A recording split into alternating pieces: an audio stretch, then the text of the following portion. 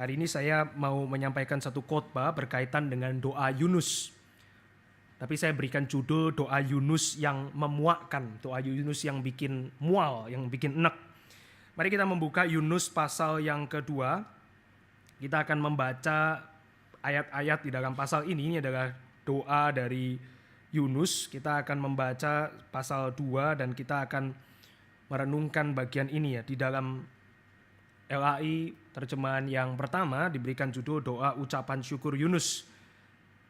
Tapi nanti kalau Bapak Ibu cari di dalam LAI terjemahan yang kedua ada perubahan di dalam judul. Sama ya seperti pasal 4 itu diberikan judul Yunus menginsyafi bahwa Allah mengasihi bangsa-bangsa lain. Tapi LAI terjemahan 2 ganti. Kebesaran hati Tuhan melampaui kepicikan Yunus. Jadi di dalam penafsiran dari teologi kitab Yunus itu ada banyak perubahan. Termasuk di dalam membaca doa Yunus, tapi kita akan coba melihat nanti apa perbedaannya. Kita akan membaca ayat-ayat ini secara bertanggapan. Saya akan bacakan ayat yang ganjil, Bapak Ibu membaca ayat yang genap. Demikian firman Tuhan. Berdoalah Yunus kepada Tuhan Allahnya dari dalam perut ikan itu. Ayat 2.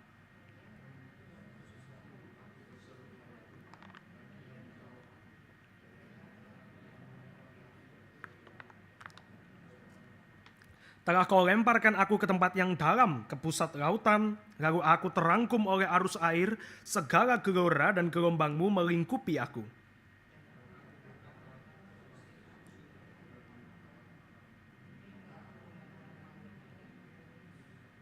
Segala air telah mengepung aku, mengancam nyawaku, samudera raya merangkum aku, lumut lautan membelit kepalaku.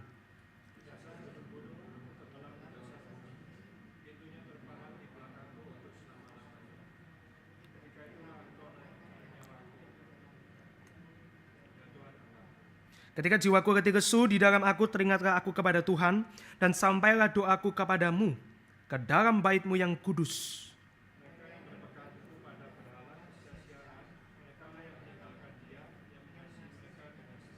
Tetapi aku, Yunus, dengan ucapan syukur akan kupersembahkan korban kepadamu.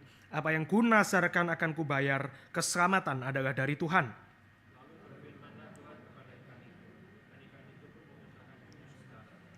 Bapak Ibu sekalian, Yunus adalah kasus yang unik ya. Ini satu tokoh yang kontroversial. Kita tentu semua tahu cerita Yunus. Kita barangkali hafal cerita Yunus. Kita mengerti Yunus itu bukan nabi yang sempurna. Kita semua paham itu. Dan bahkan Tim Keller pun menyebut Yunus sebagai the prodigal prophet. Nabi yang terhilang. Perumpamaan itu ya, anak yang hilang. The prodigal son. Tim Keller katakan Yunus itu the prodigal prophet. Nabi yang terhilang. Bayangkan bahwa sejak awal daripada kitab Yunus kita mendapati dia adalah seorang yang bersikeras untuk melawan pimpinan Tuhan di dalam hidupnya. 2 kali di dalam perjalanan kepada Tarsis dia bayar 2 kali lebih jauh daripada Niniwe. Niniwe jauh dari tempat dia, tapi Tarsis lebih jauh. Itu pun dia rela bayar untuk kabur dari pimpinan Tuhan. Ini seperti kita memilih untuk, ini joke gitu ya, pergi ke Eropa daripada KK regional, which is gak salah saudara. Tapi kita bisa bayangkan gitu ya, disuruh Tuhan pergi ke ini, sudah disediakan semua oleh Tuhan. Kemudian Yunus katakan, enggak, saya maunya yang lebih jauh, yang sesuai dengan mau saya, yang sesuai dengan keinginan hati saya. Dia pilih pergi ke Tarsis 2 kali lebih jauh daripada pergi ke Niniwe. Yunus juga adalah orang yang kemudian berdiam diri di tengah badai. Ketika kapalnya itu digoncang oleh badai, Tuhan kirimkan badai mengejar Yunus. Dia sudah tidak mau khotbah ke Niniwe. Dia sudah membuat badai, tapi ketika semua orang di kapal itu panik, apa yang Yunus lakukan? Dia memilih untuk tidur dengan nyenyak. Pada waktu dia dibangunkan oleh pelaut kapal itu, Yunus dibangunkan oleh mereka semua. Yunus diminta apa ya? Ayo doa kepada Allahmu. Yunus tidak mau berdoa. Dia sudah melawan pimpinan Tuhan. Itu orang-orang tidak percaya kepada Allah Yehova di kapal itu semua berdoa. Yunus tetap tidak mau. Dia pilih berdiam diri di atas kapal itu. Hingga akhirnya Yunus itu dilemparkan keluar dari kapal itu. Yunus pun tetap adalah seorang yang tidak berteriak kepada Tuhan minta tolong. Yunus itu konsisten Bapak Ibu sekalian. Jadi sebelum pasal 2, pasal 1 ya Yunus lakukan ini semua. Tidak mau khotbah ke Niniwe, pilih pergi ke Tarsis. Di kapal ada badai, semua orang kafir berdoa kepada Allah mereka. Yunus juga tidak mau. Dilempar ke laut, Yunus juga tidak berdoa kepada Tuhan. Yunus itu konsisten di dalam kedegilan hatinya untuk melawan pimpinan Tuhan. Tetapi juga di dalam Yunus kita menemui sebuah kisah yang menekankan belas kasihan. Kalau kita membaca di dalam perspektif lain, yaitu adalah perspektif Tuhan yang mengejar Yunus di dalam setiap konsistensi perlawanan Yunus. Waktu Yunus pergi ke Niniwe, Tuhan seperti biarkan Yunus kabur dari pimpinan Tuhan, tapi Tuhan kejar dengan badai. Waktu dia dilemparkan di tengah badai yang mengamuk, Tuhan kejar Yunus dengan ikan besar. Dan di dalam ikan itu pun nanti kita akan bahas, dia ada di dalam perut ikan, dia pun dipelihara untuk bisa hidup di dalam perut ikan itu. Poinnya bukan, ikan apa ini yang bisa makan Yunus, ya itu pertanyaan modern gitu ya. Tapi orang pada zaman dulu akan begitu heran, kok bisa ada Allah yang besar, Allah yang berkuasa, itu mempertahankan mengejar seorang yang menyebalkan seperti Yunus ini. Nabi itu pembawa pesan, tapi Yunus tidak mau membawa pesan, jadi simply dia sudah tidak berguna sebetulnya. Tuhan kan bisa pakai nabi yang lain. Tapi kok digambarkan ya Allah Yehova itu, Allah Yahweh itu mengejar Yunus sedemikian effortnya, usahanya itu besar mengejar Yunus. William Banks mengatakan, seorang ahli, Yunus itu lebih memilih untuk perish, untuk binasa daripada untuk berkhotbah. Berkhotbah itu sulit Bapak Ibu sekalian, berkhotbah itu tidak gampang. Tetapi Yunus itu pilih binasa daripada khotbah. Yunus itu lebih pilih dia itu dijauhkan dari hadirat Tuhan atau menjauhkan dirinya dari hadirat Tuhan. Pasal 1 itu ya, Yunus kabur dari hadirat Tuhan, itu berkali-kali ditekankan, daripada dia melayani kehendak Tuhan. Yang adalah tanda kutip ya, hanya berkhotbah. Kita ini malah kakak regional, lebih rela kita dari Yunus kan ya. Kita bukan hanya khotbah, kita siap naik ojek, naik pakai jas hujan dan seterusnya. Ini nabi loh, enggak mau dia. Dia lebih pilih untuk ada di tengah badai, dia lebih milih apa? Lemparkan aku ke badai yang mengamuk, laut yang mengamuk. Yunus tidak di dalam kapal itu ya, ketika para nahkoda itu berteriak minta tolong kepada dewa-dewa mereka, Yunus itu tidak tergerak ya. Ini loh, aku kenal Allah yang sejati, aku doa di tengah kapal, enggak. Yunus pilih apa? Lemparkan saja aku ke sana, daripada berdoa di atas kapal. Jadi logikanya Bapak Ibu sekalian ya, Yunus pasal 2 itu enggak perlu ada sebetulnya. Karena dia bisa berdoa di atas kapal, enggak harus di perut ikan. Tapi karena dia itu konsisten melawan Tuhan, ya inilah Yunus. Yunus itu begitu konsisten di dalam perlawanannya. Menarik bahwa skenario kapal yang panik ini seringkali menggambarkan dunia di dalam dosa ya. Masing-masing mencari jalannya sendiri. Sayangnya gereja, yaitu Yunus, orang percaya di sana, dia tidak bersuara.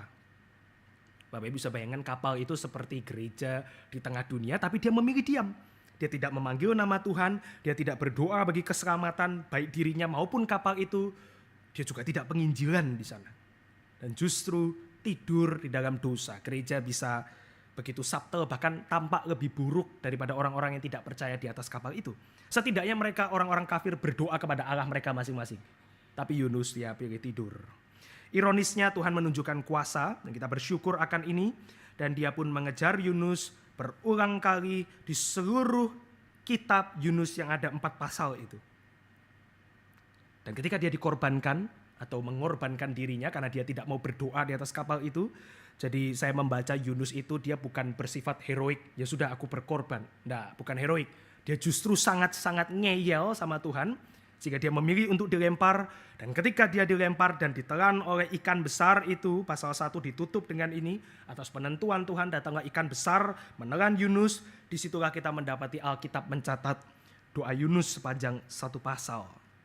Ada 2 fakta tentang doa Yunus, Bapak Ibu sekalian. Yang pertama, doa Yunus adalah doa yang terlambat.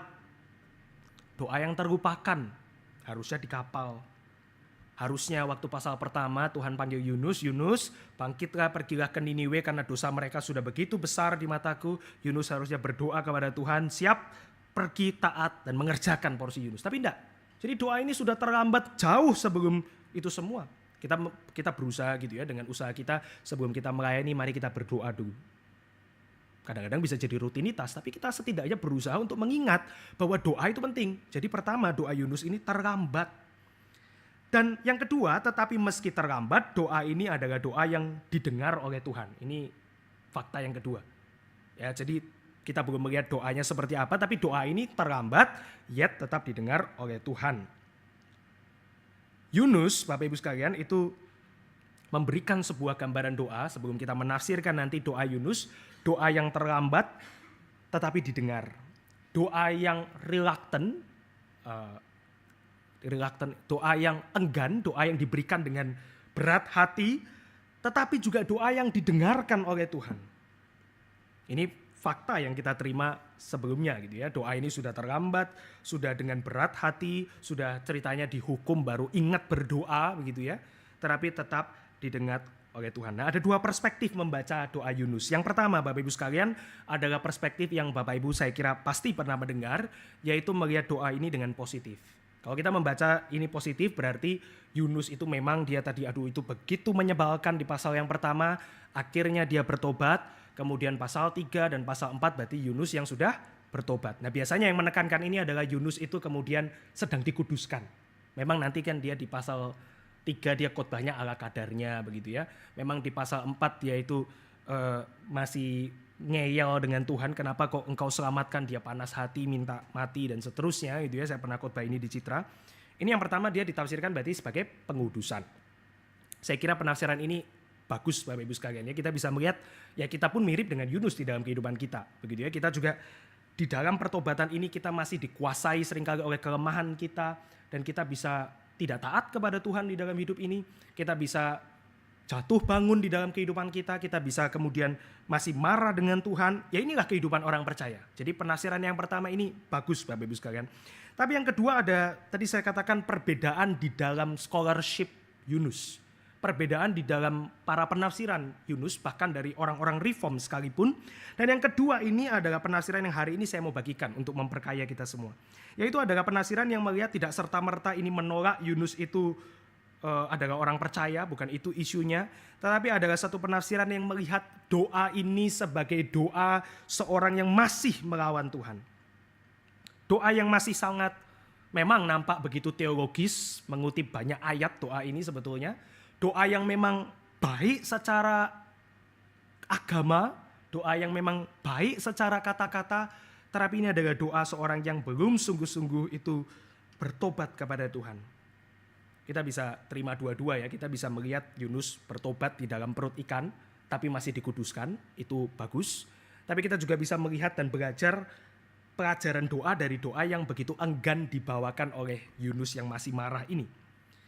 Nah, mengapa muncul kesimpulan seperti demikian? Saya tidak bahas yang pertama, Bapak Ibu sekalian, tapi kita akan lihat yang kedua. Kita melihat detail doa Yunus. Yunus memulai doanya dengan mengutip Mazmur 120. Di dalam bahasa aslinya, to Yahweh in my distress I call to the Lord. Jadi doa Yunus itu dibuat di dalam bahasa aslinya, kepada Allah Yahweh, di dalam kesesakanku aku berdoa kepada Tuhan, atau aku memanggil nama Tuhan.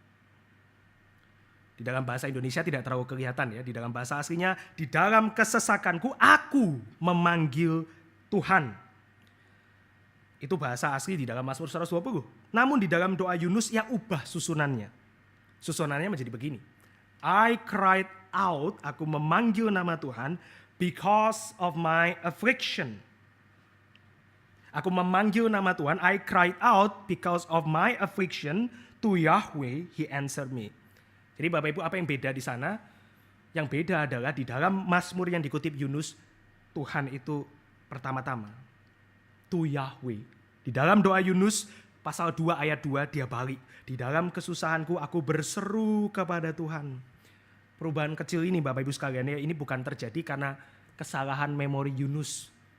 Ini firman Tuhan ya, jadi Yunus tidak mungkin di dalam perut ikan. Oh lupa ya, Mazmur 120 apa ya, terus dia kutip-kutip ingat-ingat salah urutan. Bukan itu ya. Tentu bukan seperti itu. Tetapi ini adalah menandakan bahwa di dalam benak seorang Yunus di perut ikan, yang pertama-tama adalah di dalam kesusahanku, aku berseru kepada Tuhan. Dia balik susunannya Bapak Ibu sekalian. Akulah Yunus yang mendatangi dia di dalam perut ikan ini. It was my call. Panggilan saya, doa saya, suara saya. Bagi saya di sini menarik Bapak Ibu sekalian bahwa confidence, percaya diri begitu besar itu muncul secara tiba-tiba di dalam diri seorang Yunus. Meski ia melarikan diri, meski dia terlambat berdoa, meski dia ada di perut ikan, tapi dia bisa yakin sekali doanya didengar. Dia balik Mazmur 120. Mazmur 120 pertama kepada Tuhan. Yunus balik, enggak, aku di dalam kesusahan berteriak kepada Tuhan. Kemudian sebagian besar porsi doa Yunus itu diisi dengan keluh kesah Bapak Ibu sekalian. Yunus mau menceritakan ulang kejadian yang menimpa dia, penderitaan dia melalui Mazmur-Mazmur Daud yang bercerita tentang keselamatan. Jadi Yunus ini kutip banyak Mazmur selain Mazmur 120. Mazmur pasal 5, Mazmur pasal 31, Mazmur pasal 69. Jadi Yunus ini doanya sebetulnya sangat Aramaik, sangat rabbinik, maksudnya sangat menunjukkan kesan Yahudi. Doanya itu kutip-kutip Mazmur. Ini kebiasaan orang Yahudi. Nah, Mazmur-Mazmur yang doa yang dikutip oleh Yunus adalah Mazmur yang menceritakan keselamatan dari dikejar musuh. Keselamatan dari dikejar musuh. Sekarang Bapak Ibu bisa bayangkan ironinya ya. Yunus itu bukan dikejar musuh loh di dalam bagian ini. Yunus itu dikejar oleh Tuhan. Tapi cara doa Yunus adalah dia kutip Mazmur yang menggambarkan itu Daud dikejar oleh musuh. Siapa dikejar oleh musuh? Yunus ini sedang menggambarkan aku loh di dalam kesesakan, aku ini juga sedang dikejar. Oleh siapa tapi? Kita melihat Yunus dikejar oleh Tuhan bukan oleh musuh.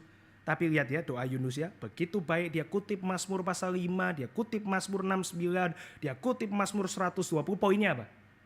Aku di dalam kesesakan sedang dikejar-kejar, ini berdoa kepada Tuhan.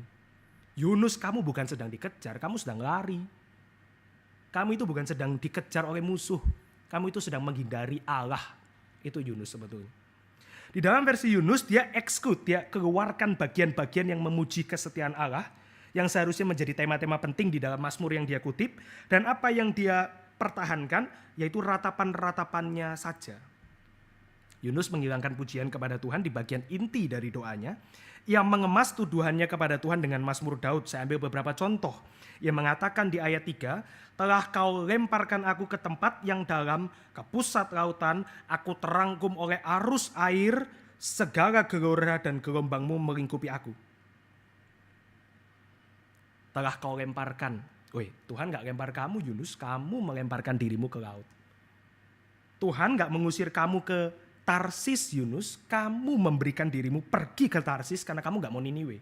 Tapi lihat ya, bagaimana Yunus seorang dengan teologi yang begitu baik, dia bisa membuat doanya itu seperti ya ini gue Tuhan, kamu sih Tuhan, kamu gak membela aku.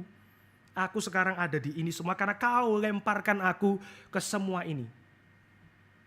Bapak Ibu kalau membaca kitab ratapan, ratapan itu kan seperti orang berkeluh kesah ya. Tapi ratapan itu selalu harus ada disusul dengan janji, janji Tuhan maksudnya. Jadi dia berkeluh kesah, ratapan gitu ya. Berkeluh kesah kepada Tuhan, tapi terus ada pengharapan, tetapi engkau mendengar, engkau ini dan ini sekalian. Itu ratapan, tapi Yunus enggak, dia cuma ambil ininya doang, ratapannya saja. Ayat 4, telah terusir aku dari hadapan matamu, mungkinkah aku memandang lagi bait-Mu yang kudus? Yunus, kamu tahu kenapa kamu gak bisa memandang bait yang kudus? Karena kamu kabur dari hadirat Tuhan, itu Yunus pasal 1. Jadi Yunus ini lagi playing victim. Dia sedang pura-pura sebagai korban, padahal Yunus ini pelaku gitu ya. Dia adalah penjahatnya di dalam kisah ini. Tuhan itu tokoh protagonisnya yang baik, pahlawannya. Tapi lihat Yunus ya, ini loh aku nih ditolak, dibuang, dilempar, dibiarkan, tidak melihat bait suci dan seterusnya. Yunus pasal 1 ayat 3 mengatakan dia lari dari hadirat Tuhan. Yunus mengatakan Tuhan engkau mengusir aku gak bisa lagi memandang bait-Mu yang kudus.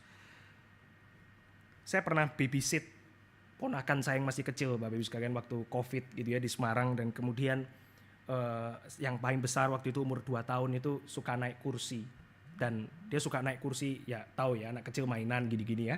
Terus kita sudah katakan, saya waktu itu satu-satunya orang besar sama dia, saya bilang gak boleh lo naik situ, nanti jatuh. Terus kan dia kan selalu kayak gitu ya, gak peduli lah kita orang gede, dia buat dia asik gitu ya. Waktu jatuh, terus kemudian cece saya datang dan kenapa? Ini uncle yang jorokin. That's what Jonah did. Itu yang Yunus lakukan. Main-main sendiri sudah diperingatkan, badai, kemudian orang-orang kafir memperingatkan Yunus, kemudian itu laut yang mengamuk, ikan besar, tapi ketika Tuhan seperti mengatakan, enggak ayo sekarang. Tapi Yunus seperti mengatakan, ya kamu sih Tuhan, enggak care kok for me. Itu Yunus Bapak Ibu sekalian, sangat-sangat menyebalkan. Enggak selesai di sana, Yunus tidak sekedar fokus kepada keluh kesahnya, dia juga memberikan kredit pujian. Untuk siapa? Untuk dirinya sendiri. Ayat 6. Ayat 6 itu menunjukkan ini dengan bagus sekali gitu ya. Di dasar gunung-gunung aku tenggelam ke dasar bumi, pintunya terpalang di belakangku untuk selama-lamanya. Ketika itulah engkau naikkan nyawaku dari dalam liang kubur. Ya Tuhan Allahku. Ayat 7, ketika jiwaku letih lesu di dalam aku, perhatikan, teringatlah aku kepada Tuhan.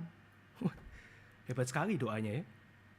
Bapak Ibu pernah dapat doa seperti ini? Atau kita jangan-jangan pernah doa seperti ini?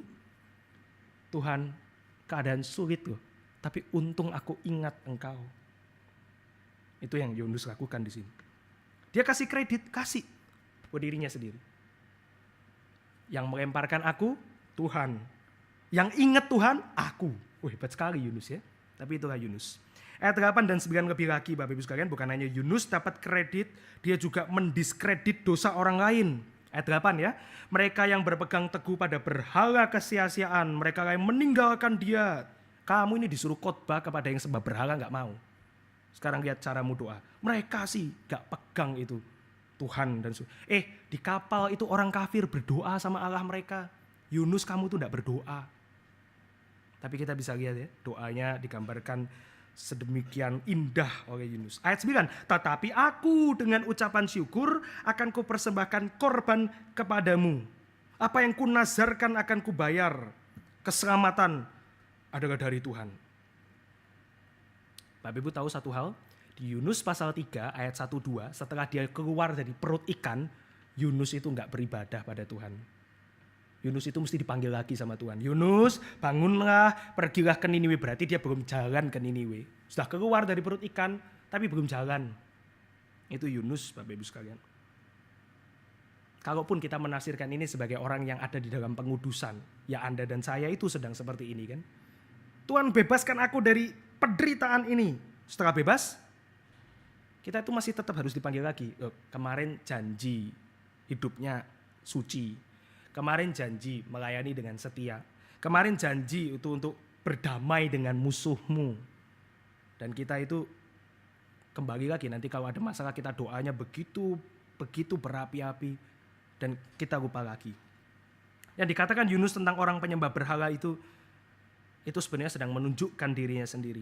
Dia pegang itu teologi yang benar, dia beribadah kepada Allah yang sejati, dia tahu dan kenal Allah Yahweh, Allah Israel, Allah Yehova.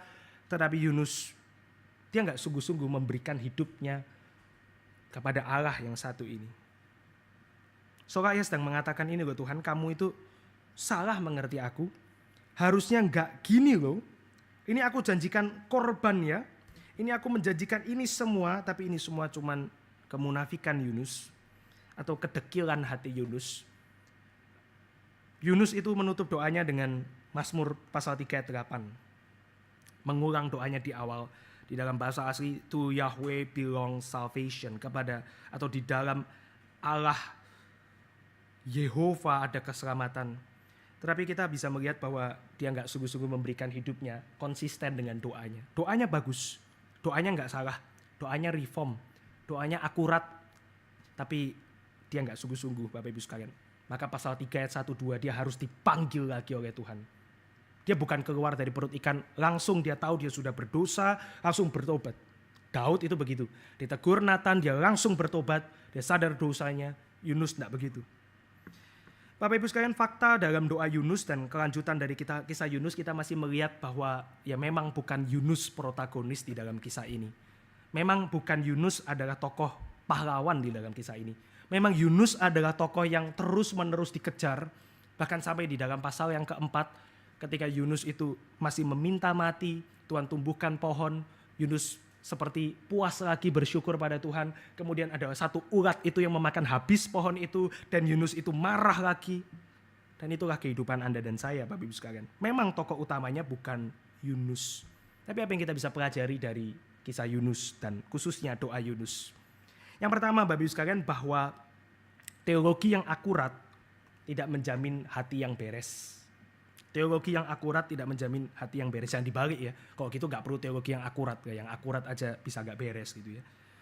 Tapi kita bisa melihat bahwa teologi yang akurat memang seringkali tidak menjamin meskipun terlihat begitu meyakinkan. Ini yang pertama Bapak Ibu sekalian, doa kita kepada Tuhan bukan sekedar seberapa cantik doa itu, bukan seberapa rajin kita berdoa secara fisik di tempat ini meskipun itu penting, tapi apakah kita itu sungguh-sungguh berdoa dengan hati yang bersandar kepada Tuhan? Yunus tidak demikian. Yang kedua, bahwa doa dan kepura-puraan, doa yang pura-pura itu memuakkan, tetapi tetap didengar Allah. Allah menunjukkan kepada kita melalui Yunus pasal 2 dan kepura-puraan Yunus, bagaimana kita perlu bertobat kepada Allah. Bapak Ibu tahu dari mana doa ini memuakkan? Di dalam bagian yang terakhir, pasal 2 ayat 10, lalu berfirmanlah Tuhan kepada ikan itu, dan ikan itu pun memuntahkan Yunus ke darat. Dia pakai kata yang sangat-sangat ofensif, kata yang sangat-sangat keras, bahwa ikan itu enak dengan doanya Yunus.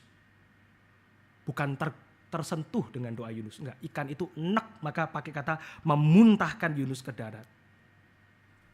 Dalam kata Ibrani yang sangat kotor, bahwa Yunus itu keluar bukan dengan bercahaya seperti Musa turun dari gunung.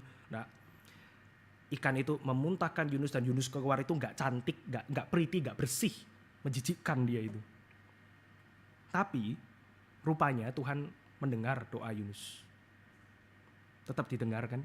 Tuhan tahu kan hati Yunus ini belum bertobat sungguh-sungguh 180 derajat. Dia bukan orang yang kemudian langsung cinta Tuhan dengan panasnya, dengan zealous, dengan berapi-api cinta Tuhan. Enggak. Tuhan tahu itu, tetapi dia tetap mendengar. Tuhan tetap pakai. Saya kadang pikir Bapak Ibu sekalian ini kalau kita adalah Tuhan, mungkin kita ya udah kamu selamat ya, kamu tercerna di perut itu terus keluar jadi pupnya ikan besar, selesai. Pakai aja nabi yang lain, banyak kok nabi gitu. Enggak kok, Tuhan itu dia mau pakai Yunus ya dia pakai Yunus. Dia itu mau pakai orang yang seperti ini. Bukan berarti kita kemudian berarti saya bisa dong jadi orang yang seperti itu dan Tuhan tetap pakai, ya. Itu miss the point nih Bapak Ibu sekalian. Tapi lihat bagaimana Tuhan itu dia itu enggak sepicik kita ketika kita itu tidak bisa melihat orang lain dengan pengharapan, tapi Tuhan itu bisa melihat Yunus dengan pengharapan. Bukan pengharapan Yunus akan berubah ya mungkin ya. Tuhan enggak seperti itu. Tuhan enggak bekerja dengan mungkin.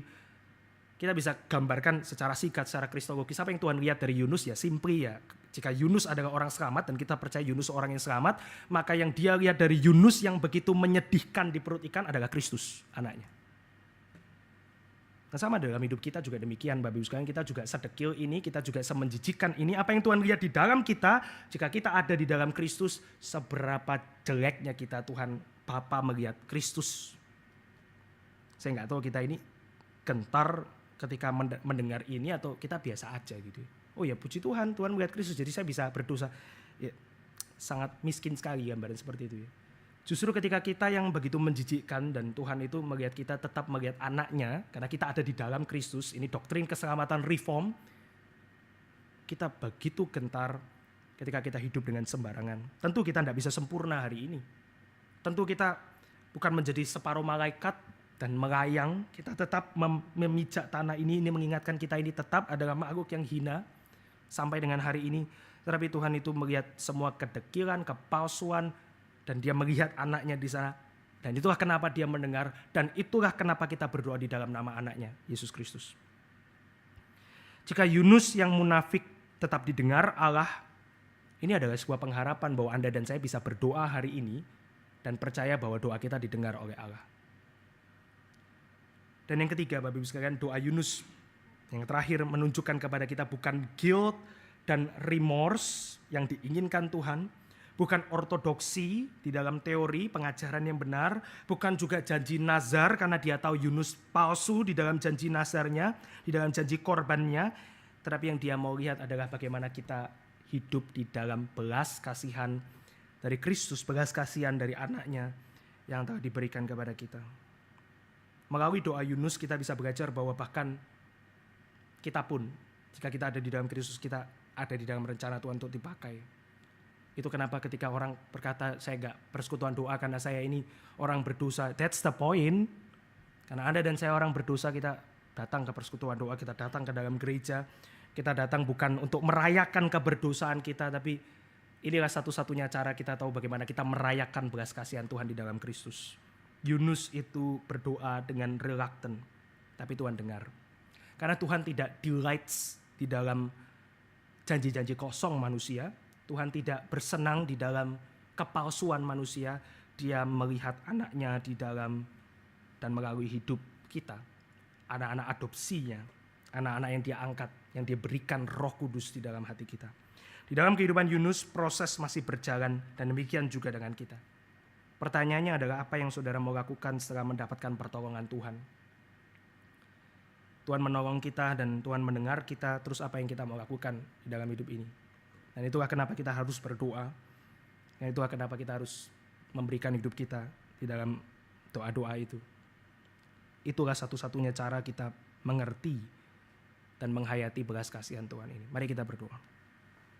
Bapa di dalam surga, kami bersyukur untuk belas kasihan Tuhan dalam hidup kami. Begitu banyak hal kami tidak mengerti, begitu banyak hal yang baru bagi kami di dalam hidup ini. Kami pun tidak sempurna, kami jauh dari sempurna.